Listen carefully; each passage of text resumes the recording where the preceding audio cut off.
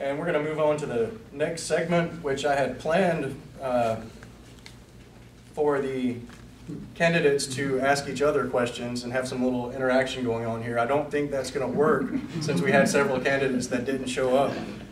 So before we go on to the next segment where audience members can ask questions, I'm just going to give all of the candidates here a few minutes to say anything else that they would like to say. We'll say about 5 minutes each, and we'll start with Ms. Gilmore. Well, there's several things that I'd like to address. If my opponent in the runoff were here, to clarify some things, he has made a statement about the special purpose local option sales tax funds being used for services. Well, they can't be used for services. The SPLOTS funds are for capital improvements, and he has an ad, I don't know if I have it here in front of me, but where he mentions that they are to be used for services, and I'd like to correct that for him. And again, he would know that if he ever came to a commission meeting or a work session. There was another, let's see, what else somebody mentioned a while ago. Maybe I lost my train of thought on that one, but I would like to ask a question of Ms. Williams. Do you mind? Please go ahead. Because I posed it earlier. I said there are 6 candidates in the race for Commissioner District 3, and why was I the only one, do you think? Why were you not singled out for us here? I have no idea, because I had nothing to do with that effort. I have no idea, and it's ironic that you asked me that question, because I was going to ask you, what do you think you were? Well, I already said that. I think when the county last year really were so in favor of the special purpose local option sales tax for the 4th time after 18 years of a temporary tax, they were really upset that they might lose that. And I've said over and over that they only won it by 179 votes. And of course, that, I called it a slush fund, and in a way it is, because it's a stash of money over here that can be used for the capital improvements. And then, of course, then the regular operating budget over here then can be used, of course, for services and for the personnel costs, which are 79% of the budget.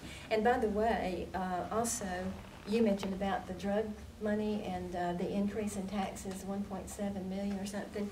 The budget for 2013 is up over $2 million. And of course, I talked about the reevaluations on the properties across, which has been the real upsetting factor for so many residents in the county.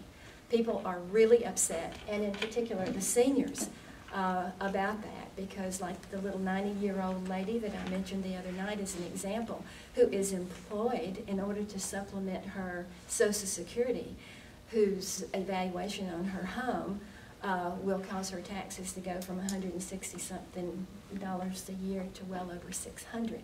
That's a real problem. And let me address something that Ms. Williams also said about the seniors.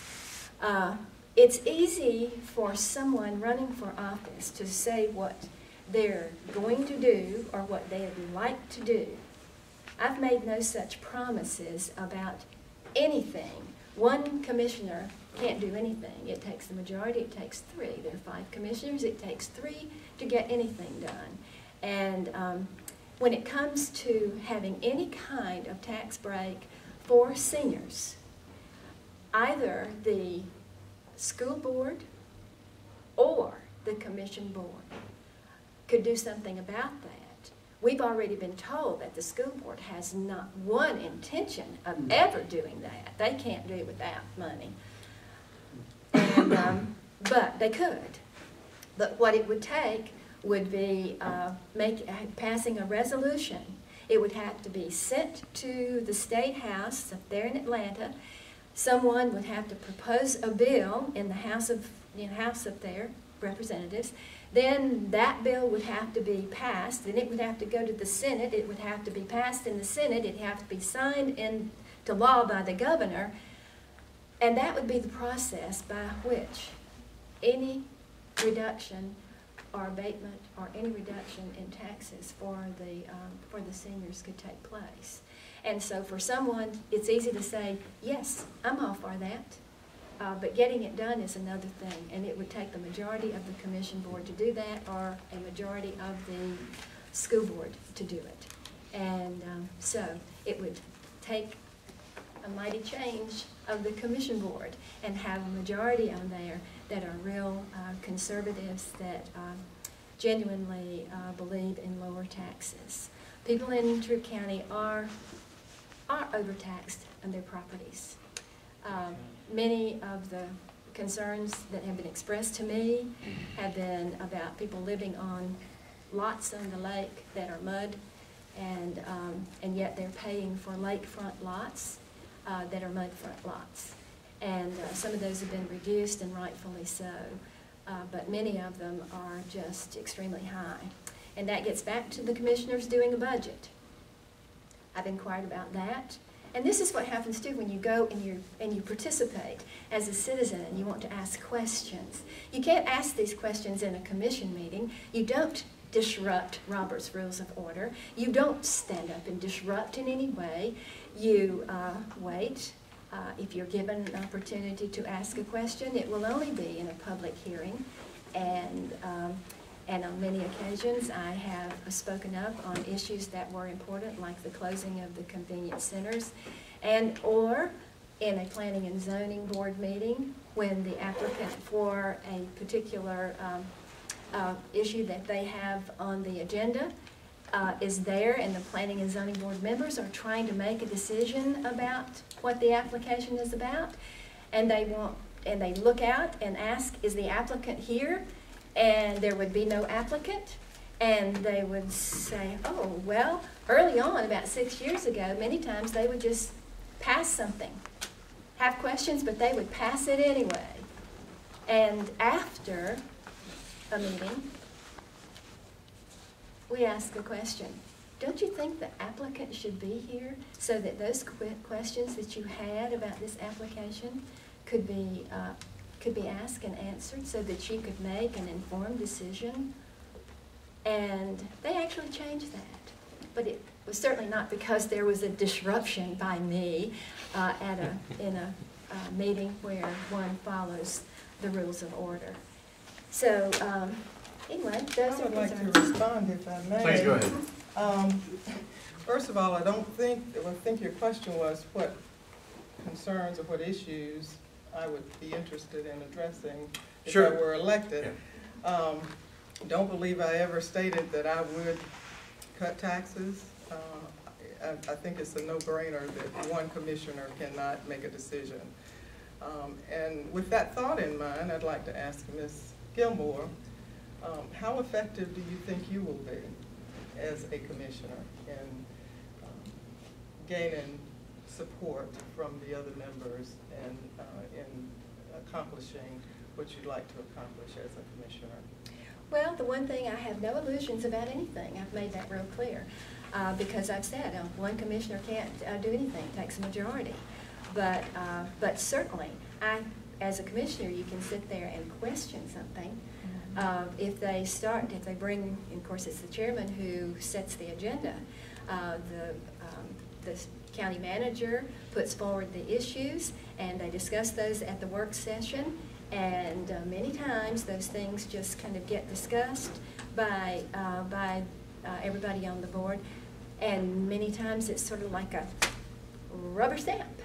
And of course, as a private citizen, you sit there and you just listen to that and you think, oh, why doesn't somebody ask a question about that? So I think the one thing that the commissioner can do is raise questions that I think need to be asked and have a dialogue there.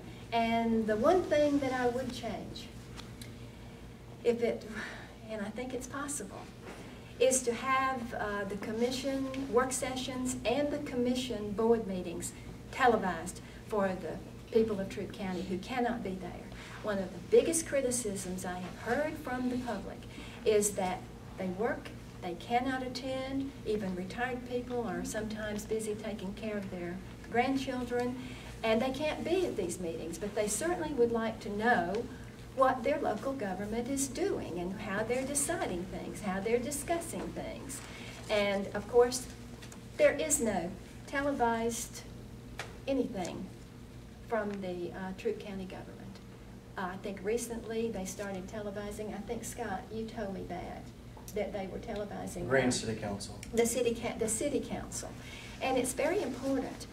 If I want to know what's going on in Forsyth County, if the Forsyth County government, our children live there, and many times our daughter has said, Mom, I want you to see what happened at the Forsyth County meeting.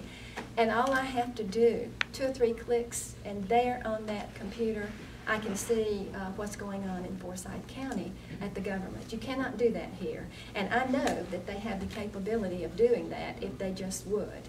And so that would give the county residents more information to make good decisions when it comes election time.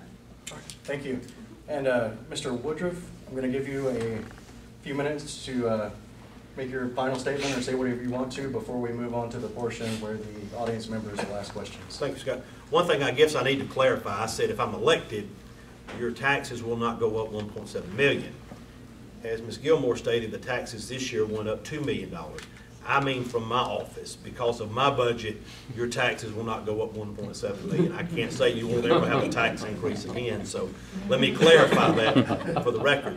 I want the people to know, and I think we've talked about it many times as we've gone around and had forums, that I'm a person that has dedicated just about my entire adult life to serving the people of Troup County. I started out as a jailer. I worked as a patrolman. I was a supervisor in patrol division.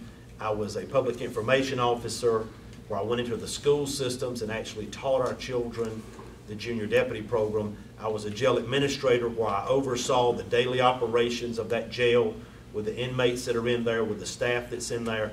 I was the chief deputy, which helped formulate the budget every year for what we would use at the sheriff's office. I've had to hire people, I've had to fire people, I've promoted people, I've demoted people. I have done just about everything you can do within that sheriff's office, and I know what a jailer is supposed to do. I know what a deputy is supposed to do. I know what a patrol supervisor should do. I know what our public information officer should be doing. I know how the jail should be run. I've got the experience to step into that position and run an effective sheriff's office. Some differences that I have, some things I want to do a little bit differently, I've said along the way. One is I want to cut what I feel like is wasteful spending. Now I know that I have been kind of rebuked on this before, but for years Mr. Ellis Smith collected our property taxes. Then Mr. Gary Wood took it over. At some point, for whatever reason, the sheriff's office took it over. I have made this statement every time that I've spoken, when I've talked to citizens one-on-one and even in groups. I want to give the collection of property taxes back to the tax commissioner. I think we as law enforcement people should be focusing on law enforcement. We need to be in the community. We need to be out there riding your streets. We need to be riding the roads. We need to be answering your calls for service. We need to be trying to find out who burglarized your home, who stole your lawnmower. I want to move that man out of that office in that government center and put him back to work fighting crime. There's a lady up there in that office. I've said this along the way, that I want to move her to the sheriff's office, because right now there's an automated phone line. If you call down there and try to find out when somebody goes to court, or what somebody's bond is, or when their visitation hours are, you've got to go through a series of press 9, now press 3, now press 1. And if you ever mess up, you got to start all over again. And I've heard from our senior citizens, when I've been out going door to door and talking to them, that this is very frustrating to them. It would be to me. I don't like to call anywhere and have to punch all these numbers. I want to talk to a person. I think the citizens of Troup County deserve a person to talk to personally when they call down there. You put us there for service. That's what we're there to do, protect and serve. And I think you deserve to talk to a real live person, have your questions answered by that live person. You deserve that. I want to give you that. I want to take that automated phone line out. There's been a lot of questions about, are we losing money to Carrollton? Is there a cost to collecting these taxes? There's been a lot said that, no, we're not paying Carrollton anything. It's hard for me to believe that this company does this service and they're not paid any money, that we're not losing money to Carrollton that we ought to be keeping right here in Troup County as we have in years past. Mr. Ellis Smith and Mr. Gary Wood, they've done great jobs collecting these taxes for years. And we've kept that money here, and I want to see that money kept here. I don't want to see it go up the road to Carrollton. So that's some things I want to do. I want to make sure that we've got these programs in our school system for our young people. I really want to see that continue. I want to see the school resource officers stay in our schools. They're there for two reasons. One, for problems. Two, to build relationships with our young people. If we don't reach our young people now, our jails are full. They're overcrowded. Our prisons are full. We've got to do something to reach our young people, to try to make a difference in their life, to try to keep them on the positive road. Can I sit here and promise you that we'll make everybody do right or do good? No. There'll be some that has to go to jail. There'll be some that have to go to prison. But I want to do what we can do. I want to at least make the effort to try to save these young people's lives and save their futures. I don't think the answer is just throwing everybody in jail. We've got people in jail now that have mental health issues. We're going to start maybe a mental health court. I think that's wonderful. Get these people back on their medications. Get them the help that they need. And let them re-enter society and be a productive member of society. Not just throw them in jail and keep them in there. There's drug court that's in place right now. And yes, drug court is effective for people that won't change. If you don't want change, it's not going to help you. But if you want change, it will help you. And there are success stories that have come out of there. I want to continue to work with that. There's been a lot said that if I'm elected, I'm going to be lenient on crime. I'm not going to be lenient on crime. For years, I worked as a patrol officer where I went out there and I had to make the arrest. I had to put the people in jail. I had to prosecute the case in court. I had no problem doing that. I have no problem enforcing the law. The law must be enforced. I will take a strong stance against crime in our community. I will protect you. That's the thing, protect and serve. But I also believe we've got to look at the other side of the coin too. And if we can help, I believe we have to help. There's a balance there. And I know that balance, and I can enforce the law. There was one more rumor that was dispelled, I hope, the other day. And I want to talk about it briefly here. I put a letter to the editor of the paper that says if I'm elected to the sheriff's office and I'm going to come in and just start firing people at random. I've worked with many of those people at that sheriff's office. I know many of those people. I know their families. I know how hard this economy is to find a job today. I would not walk in that door and just start firing people at will. That's not what an efficient leader, an effective leader does. He goes in, he wants to see who's with him. Now I will say this, the people that work with me have to see my values and have to see my views and have to get on board with me because I want what's best for you. And you tell me when we're not doing something right in your eyes, and I want to correct that. And they've got to be with me. They got to join hands and be with me in that. And I want to make sure that happens. But I'm not going to go in there and just start firing people. And that rumor is in the community, and I want to dispel that rumor because it's simply not true. I want to give everybody a chance based on their merits and their performance to earn a place there, to stay there with me, and to serve you, the people of Troup County. I appreciate you letting us have this forum tonight and letting us dispel some of these rumors and talk about things that I think people have wanted talked about for a long time. And I thank you for that. Thank you. And Mr. Moderator, Yes. if I may, I'd like to get my 5 minutes. I think Mrs. Gilmore kind of put us into a Q&A. Okay. And I asked her a question back in response to her question, and then we skipped my 5 minutes. If Okay, I may. sure. So if Go I ahead. can stand, and I'm going to pick up on something Mr. Heflin said before we got started about saying about preaching and passing the plate. He said I was going to have to preach, and I don't intend to do that. But I do want to say a little bit more than just ask Ms. Gilmore the question about how effective she might be if elected. For those of you who don't know me, I am a resident of Troup County, have been all my life, love Troup County.